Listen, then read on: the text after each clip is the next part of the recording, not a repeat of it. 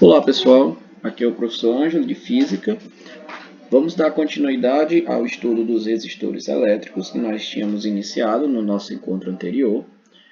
Veremos mais algumas de suas aplicações e vamos enunciar a primeira e a segunda lei de Ohm, tá bom? Muito bem, então vamos lembrar aqui a definição, vendo qual é o contexto dentro do qual é inserido essa ideia de resistores elétricos, né? Muito bem, então quando nós falamos de resistores elétricos, nós estamos nos referindo a um componente de circuitos elétricos. Vamos imaginar aqui que nós tenhamos um circuito elétrico simples, que vai ser constituído basicamente de um aparelho gerador, né? Qual que é a função desse aparelho gerador? Ele vai criar uma corrente elétrica que vai percorrer um determinado trajeto. Por convenção, consideramos que a corrente elétrica ela é gerada no polo positivo e ela segue todo o seu caminho até que ela retorna ao polo negativo daquela bateria. No interior desse circuito elétrico tem um material aqui que faz o papel do resistor. Né? E esse resistor, ele recebe esse nome porque ele vai literalmente apresentar uma resistência, uma dificuldade à passagem da corrente elétrica. Então esse resistor ele pode ser, por exemplo, qualquer material, né? Pode ser um material o qual o gerador pode estar alimentando, como por exemplo uma lâmpada ou outro aparelho doméstico, né? Como veremos, pode ser, por exemplo, um ferro de passar, né? Um chuveiro elétrico, enfim. Mas o que é esse resistor elétrico?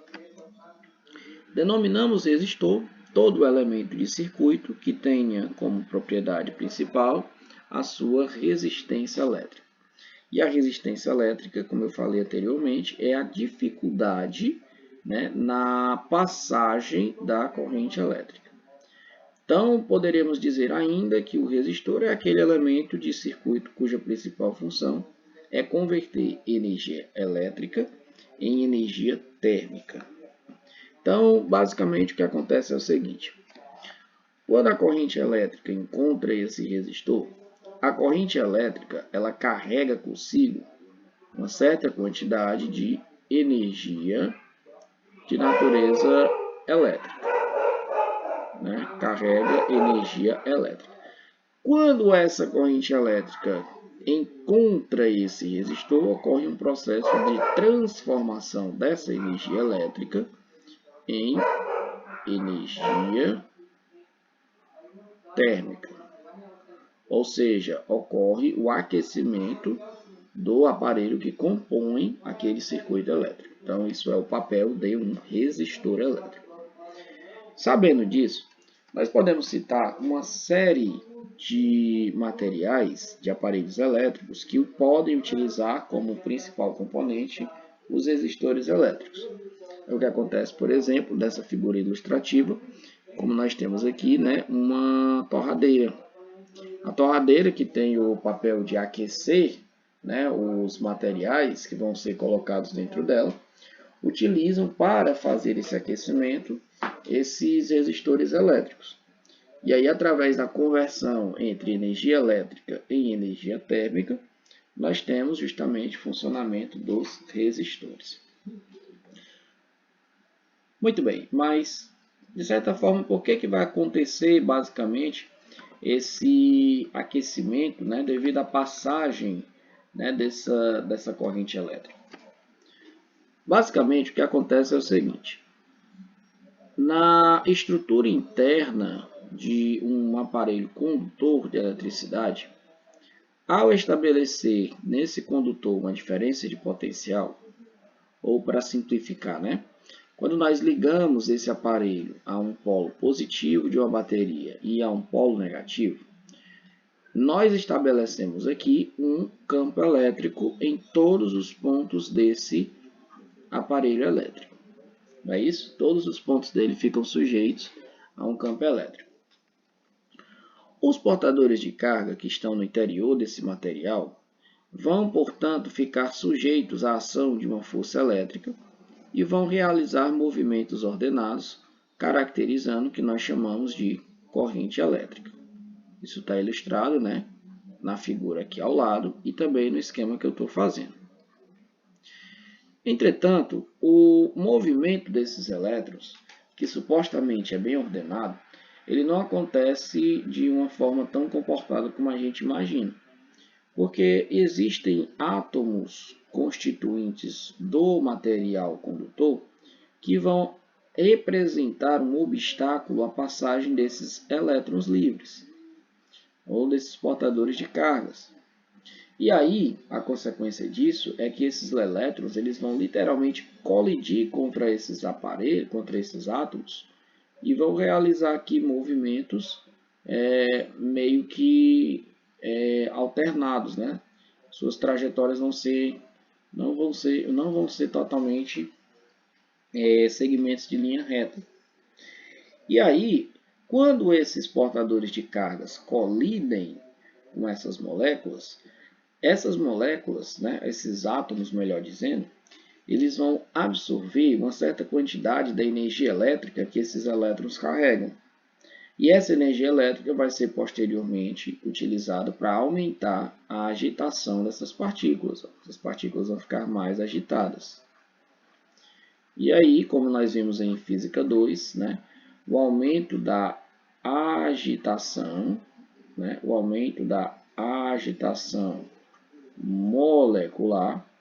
molecular, caracteriza justamente o aquecimento, né, o aquecimento do sistema. Então, os elétrons colidem com esses átomos, aumentam sua agitação, produzindo assim o que nós chamamos de aquecimento. E esse fenômeno nós chamamos justamente de efeito, isso aqui é o que nós chamamos de efeito Joule, ok? Então, o efeito Joule é o aquecimento dos materiais que compõem o circuito elétrico devido à passagem da corrente elétrica. É o aquecimento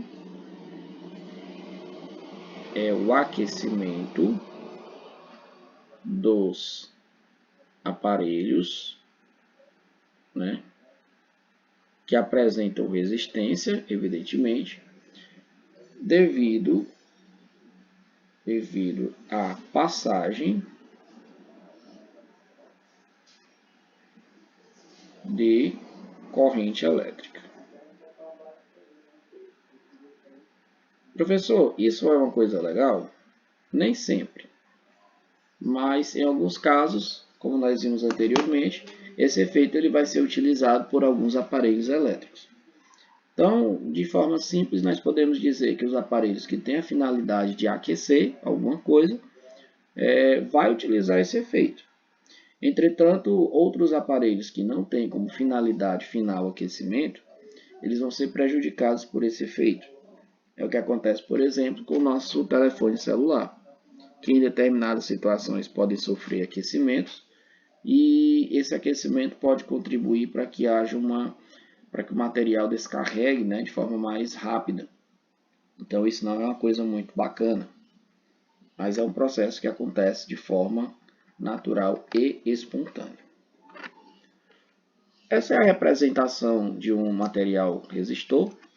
Nós temos duas representações, basicamente. Nós podemos representar aqui dessa forma ou dessa outra forma, tá? E esse material aqui nós vamos representar pela letra R. Isso aqui representa o resistor. Tá? Isso aqui vai ser o resistor elétrico. Como eu já falei para vocês, o efeito Joule corresponde ao aquecimento de determinados aparelhos devido à passagem da corrente elétrica. Vários aparelhos utilizam esse efeito para o seu devido funcionamento, como por exemplo, nós temos aqui o chuveiro elétrico, né? Chuveiro elétrico. O chuveiro elétrico ele possui um resistor que, ao ser percorrido por uma corrente, vai aquecer a água que passa por ele. Nós temos o ferro de passar, né, que também aquece devido ao aquecimento. Nós temos aqui as antigas lâmpada incandescente. Essas lâmpadas incandescentes. Essas lâmpadas elas foram substituídas justamente devido a seu alto índice de energia que era absorvido, que era dissipado para o seu devido funcionamento. O que acontecia basicamente é que ao ser ligado surgia uma corrente elétrica que passava aqui por esse filamento. Essa corrente elétrica aquecia esse filamento. Esse filamento aqui utilizado era o tungstênio.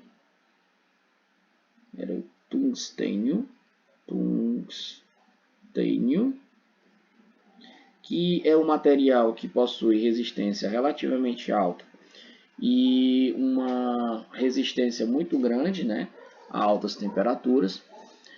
E aí, ao atingir altas temperaturas, essa lâmpada começava a emitir luz, né, iluminando os pontos ao seu redor. Entretanto, a maior parte de energia emitida por essas lâmpadas não era luz, era calor. Portanto, essas lâmpadas contribuíam para o aquecimento nos locais onde ela era utilizada. E, além disso, ela também contribuía para o alto consumo de energia elétrica, né, para o seu funcionamento. Então, elas foram substituídas inicialmente pelas lâmpadas fluorescentes e posteriormente pelas lâmpadas de LED, tá bom? Muito bem, então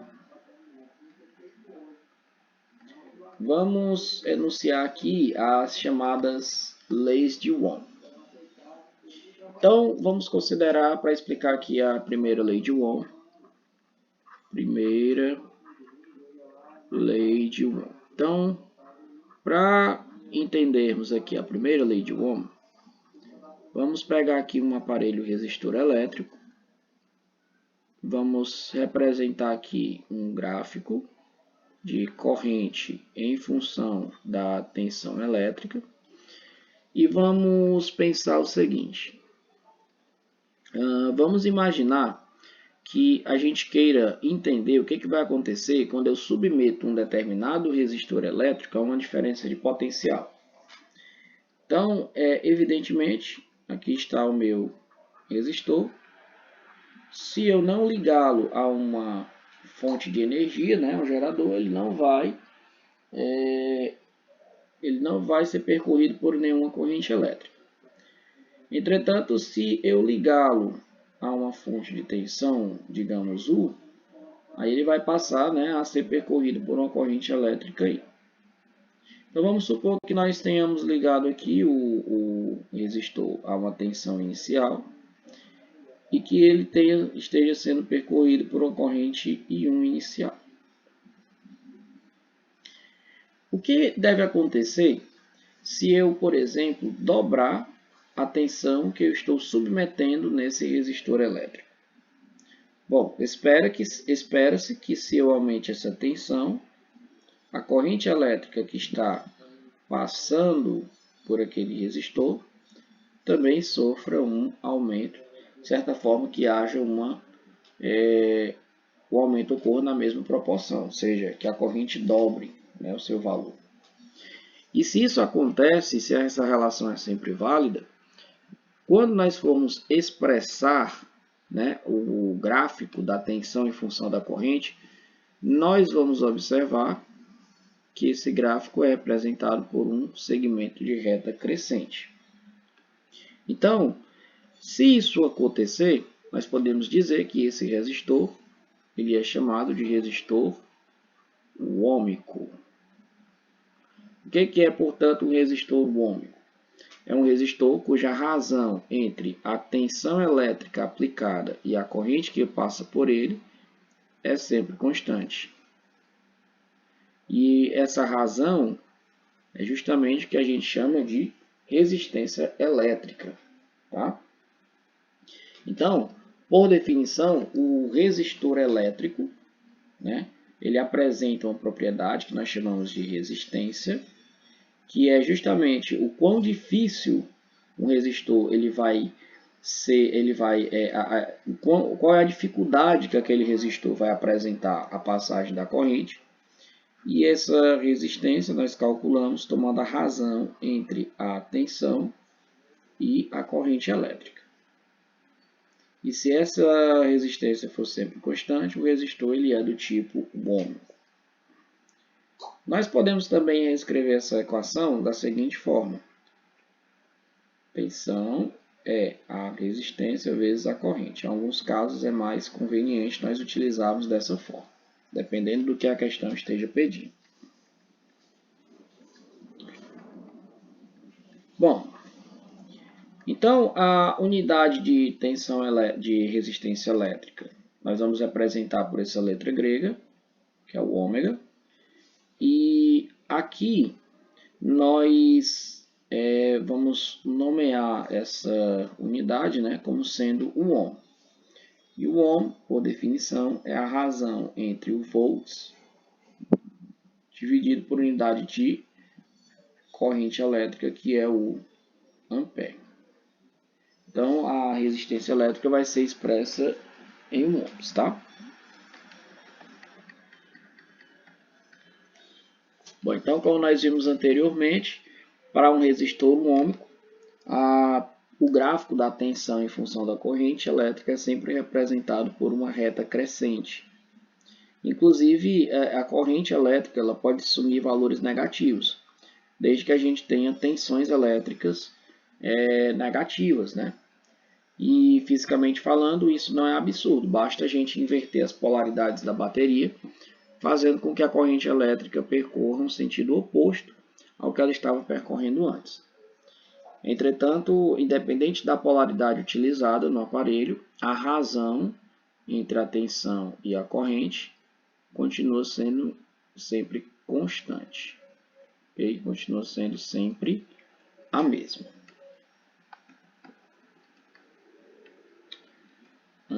Muito bem, então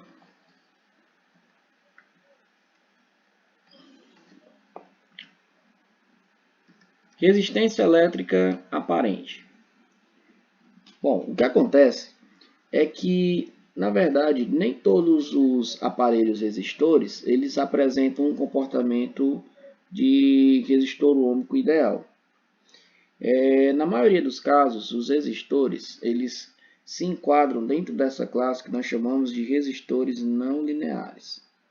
São aqueles cuja curva da tensão pela corrente não representa uma reta, né, como nós esperamos que aconteça para um resistor de natureza ômica, né? Esperamos que isso aconteça aqui, ó, para o resistor ômico, e essa é uma curva de um resistor não ômico. O que acontece na maioria dos casos, né? O que acontece na verdade é que à medida que você vai aumentando a tensão elétrica, chega um momento em que a corrente elétrica não consegue mais acompanhar o crescimento daquela tensão. E aí, aquele gráfico ele vai sofrendo uma leve inclinação. Nesse caso, nós podemos falar em resistência aparente, né? O que é essa resistência aparente? A resistência aparente representa a razão entre a tensão elétrica e a corrente que passa por aquele material. Então, por exemplo, se você pega a resistência aqui no ponto 1, né, você tem que a resistência seria a razão entre U1 sobre I1. Essa seria a resistência aparente no ponto 1. E a resistência aparente no ponto 2 seria a razão entre a tensão 2 sobre a corrente 2. Entretanto, nós podemos facilmente observar que essas duas resistências elas apresentam valores diferentes, já que o gráfico não é mais uma reta crescente. Tá? Na maioria dos casos, isso acontece porque a passagem da corrente elétrica ocasiona o efeito Joule. E com isso, o efeito Joule vai fazer com que haja um aumento na resistência elétrica dos aparelhos. Em um modelo mais simples, nós podemos dizer que a resistência ela é proporcional à temperatura do resistor. Então, isso significa que quanto maior a temperatura, mais resistência o aparelho ele vai apresentar. Por isso, voltando à ideia dos telefones celulares, telefones que aquecem muito, eles aumentam a resistência interna do aparelho, o que pode tanto representar um problema na placa do aparelho, como também no funcionamento de sua bateria. O fato é, esse aquecimento ele vai intensificar o efeito Joule, roubando mais energia daquele aparelho, fazendo com que ele descarregue mais rápido, né? Isso é o que caracteriza, por exemplo, o que nós chamamos de baterias viciadas, tá? Bom, então, devido à limitação de tempo que nós temos por aula, nós vamos deixar para enunciar a segunda lei de Ohm no nosso próximo encontro. E eu vou marcar algumas questões para que a gente possa trabalhar, né, com essas grandezas, tá? Então, muito obrigado pela atenção e até o nosso próximo encontro.